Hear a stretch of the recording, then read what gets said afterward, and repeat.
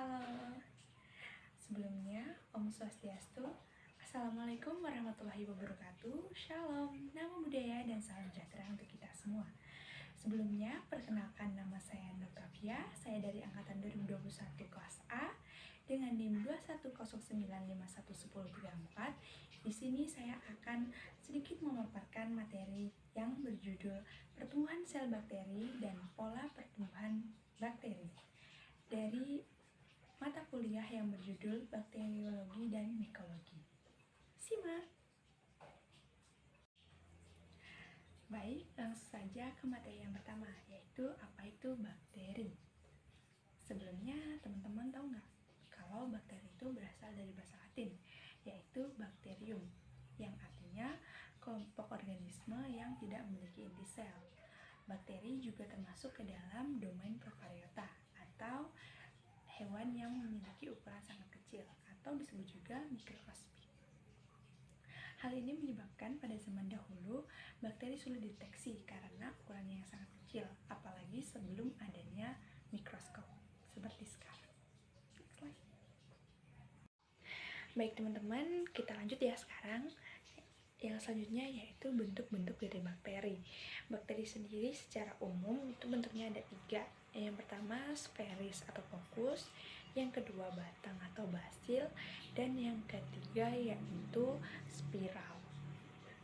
Baik, langsung ke yang pertama, sferis atau fokus. Sferis atau fokus ini secara umum dibagi lagi menjadi 5. Yang pertama yaitu monofokus, yaitu bakteri yang berbentuk bulat tunggal. Yang kedua ada diplofokus, yaitu bakteri yang berbentuk bulat bergandengan dua-dua. Yang ketiga ada Sarpina, yaitu bakteri yang berbentuk bulat berkelompok 4-4 sehingga berbentuk sebuah kubus. Yang keempat ada Streptococcus, berbentuk bulat yang berkelompok memanjang membentuk rantai. Dan yang terakhir ada Staphylococcus, yaitu bakteri berbentuk bulat berkelompok memanjang membentuk tidak teratur dan mirip seperti sekumpulan anggur. Dan yang selanjutnya ada batang atau basil. Batang atau basil ini dibagi menjadi 3. Yang pertama basil tunggal, yaitu bakteri berbentuk 1 batang tunggal.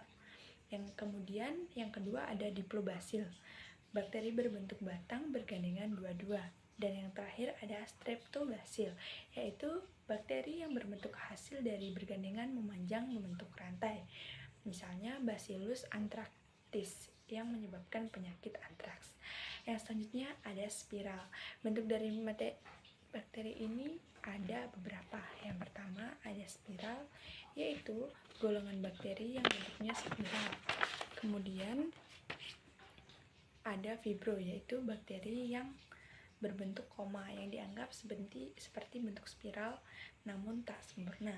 Dan yang terakhir ada Spiroseta, yaitu bakteri yang berbentuk spiral, lentur dan tubuhnya dapat memanjang dan mengarut saat bergerak. Oke teman-teman, lanjut lagi ya. Sekarang kita mau bahas tentang morfologi dari bakteri. Sebelumnya ini di atas sudah ada gambarnya, jadi teman-teman bisa dengerin sambil ngeliat gambarnya ya. Baik, morfologi dari bakteri ini ada 9. Kita bahas satu-satu ya. Yang pertama ada kapsul. Kapsul ini berfungsi sebagai lapisan pelindung, menjaga dari kekeringan, dan membantu melekatkan diri pada substrat. Yang selanjutnya ada dinding sel. Bisa dilihat, dinding sel ini tersusun dari peptidoglikan, yaitu sejenis polisakarida yang berikatan dengan protein. Yang ketiga ada membran sel. Membran sel tersusun dari fosfolipid dan juga protein. Pili merupakan rambut-rambut halus yang tumbuh di dinding sel. Yang selanjutnya ada flagella. Flagella ini bentuknya seperti cambuk, berfungsi sebagai alat gerak dari bakteri itu sendiri. Yang keenam ada sitoplasma. Sitoplasma ini merujuk kepada cairan yang tidak berwarna, yang tersusun dari air, bahan organik seperti protein, karbohidrat, dan lemak, kemudian garam mineral, enzim, ribosom, dan juga asam nukleat. Sitoplasma ini juga merupakan tempat terjadinya reaksi metabolisme di dalam tubuh bakteri. Yang ketujuh ada ribosom. Ribosom ini merupakan organel kecil yang berfungsi sebagai tempat sintesis dari protein. Yang kedelapan ada nukleot. Nukleot ini adalah nukleus semu yang digunakan sebagai tempat berkumpulnya DNA kromosomal bakteri. Yang terakhir ada plasmid. Plasmid berfungsi dalam rekayasa genetika sebagai vektor yang membawa gen asing yang ingin disisipkan di dalam tubuh bakteri. Sekian morfologi bakteri, kita lanjut ke slide selanjutnya. Oke teman-teman, makasih yang masih melihat. Di sini kita mau bahas peran positif dan juga peran negatif dari bakteri.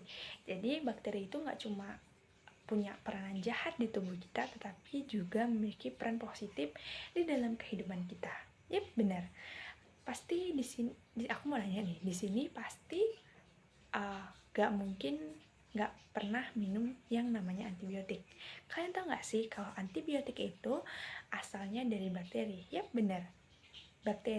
Bakteri yang bisa membuat antibiotik yang digunakan untuk menyembuhkan penyakit yang kadangkala kita alamin.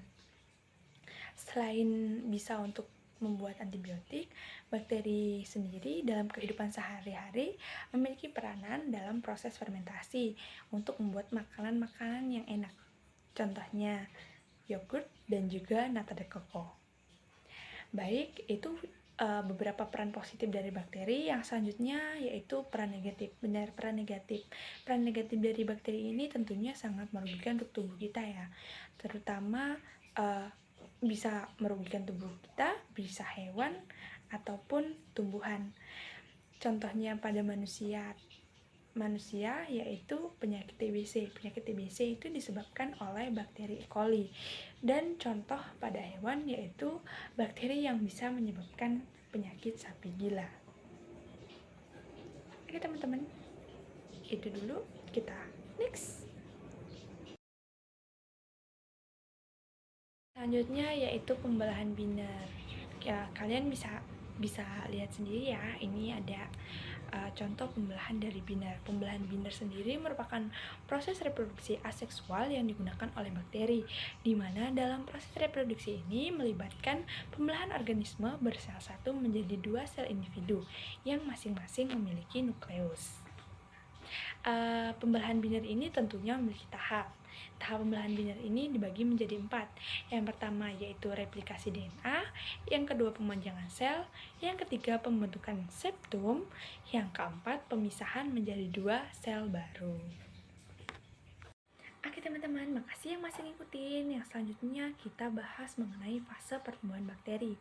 Sebelumnya kita perlu tahu apa itu fase pertumbuhan bakteri. Fase pertumbuhan bakteri merupakan fase pembelahan dari sel bakteri yang melalui beberapa tahap. Tahapnya sendiri dibagi menjadi 4, yaitu yang pertama ada fase lag, yang kedua ada fase logaritma atau eksponensial, yang ketiga fase stasioner, dan yang keempat yaitu fase kematian. Oke teman-teman, kita bahas satu-satu. Yang pertama ada fase lag. Fase lag ini disebut juga fase penyesuaian. Kenapa disebut fase penyesuaian? Karena bakteri pada masa ini baru pertama mengalami penyesuaian dengan cara adaptasi dengan lingkungan sekitar. Ciri fase ini tidak adanya peningkatan jumlah sel, yang ada hanya peningkatan ukuran dari sel. Yang kedua yaitu fase logaritma atau eksponensial. Fase ini tuh ditandai dengan terjadinya periode pertumbuhan yang sangat cepat. Setiap sel dalam populasi membelah menjadi 2 sel. Selanjutnya yaitu ada fase stasioner. Pada fase stasioner ini terjadi kestabilan, yang dimana pertumbuhan dan kematian akan seimbang. Yang keempat ada fase kematian. Fase kematian ini merupakan fase di mana laju kematian itu jauh lebih besar daripada fase pertumbuhan, yang menyebabkan penurunan dari bakteri. Gitu. Jadi dari 4 fase ini, yang pertama fase lag. Fase lag ini adalah ini cara gampangnya ya. Fase lag ada fase penyesuaian, yang kemudian ada fase logaritma atau fase log. Itu fase di mana bakteri itu bertumbuh sangat cepat. Kemudian ada fase stasioner. Kalau di fase stasioner ini kematian dan pertumbuhan bakteri itu seimbang. Kemudian yang keempat ada fase kematian tadi. Fase kematian itu fase dimana kematian bakteri itu lebih tinggi daripada pertumbuhan. Itu teman-teman. Jadi untuk ngapal fase log, fase stasioner, dan fase kematian. Standar, naik, datar, turun. Gitu teman-teman. Kita next.